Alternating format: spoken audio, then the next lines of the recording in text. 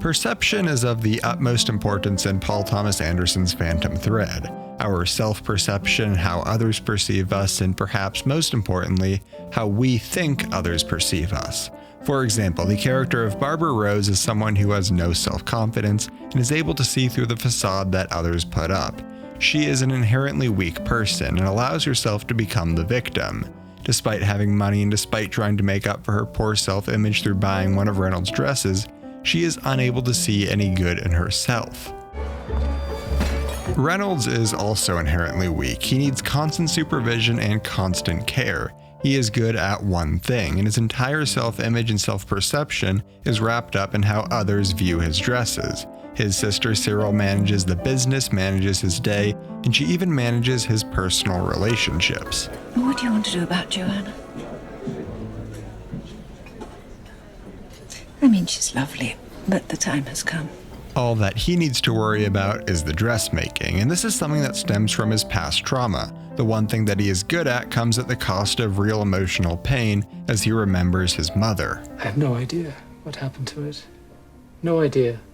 Most probably turned to ashes by now. He puts on a front, one of confidence and power. He loves how others appreciate his work, but he also knows that the biggest reason why is because of appearances. When he meets Alma, she is immediately able to see through this facade. In many ways, she sees herself in him, and he sees himself in her. What draws him to her isn't her beauty, it's the mistake that she makes. He sees the humanity in her. It's her imperfections that he is drawn to, and while everyone else may try to hide these, she embraces them. She has a love of self that allows her to accept her flaws just as Reynolds does. When they meet for the first time, his love is blatantly obvious. He first tests her to make sure that she can support him. Will you remember? Yes. Keeping this. After she passes, so to speak, he shows off his worth by making a dress for her, something he does out of passion, not for financial gain. Perhaps the last person he did this for was his mother.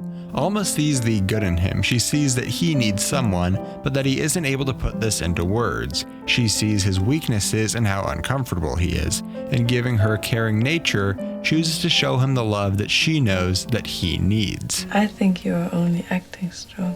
When they get back to London, he falls back into his cyclical traits. He needs someone to break him out, which is the reason that he is so drawn to Alma. He thinks that she can change his life, but he doesn't make it easy. The imperfections that he is drawn to simultaneously annoy him. They move him out of his comfort zone, and he needs to choose either his relationship with Alma or his passion of dressmaking.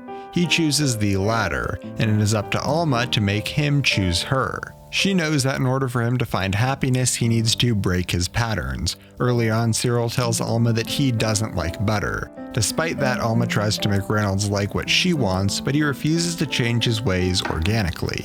As I think you know, Alma, I prefer my asparagus with oil and salt. And knowing this, you have prepared the asparagus with butter. She eventually finds success through poisoning him, making him weak, stripping him away from the persona that he uses to hide from the world. We see her do this twice, but it would be safe to assume that she has been doing this regularly throughout the entire movie. Let me try for you. This allows her to have the power that she needs to support him. Every good moment in their relationship comes directly from her giving care to him. Even their first night together started with her bringing him food as his waitress.